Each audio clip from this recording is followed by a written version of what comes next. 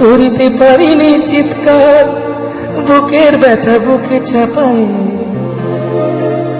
নিজেকে দিয়েছি ধিক্কার। কতটুকু অশ্রু গড়ালে হৃদয় জলে সিক্ত, কত প্রদীপ শিখা জ্বালালে জীবন আলোয় উদ্দীপ্ত, কত ব্যথা বুকে চাপালে তাকে বলি আমি ধৈর্য। নির্মমতা কত দূর হলে জাতি হবে নির্লজ্জ।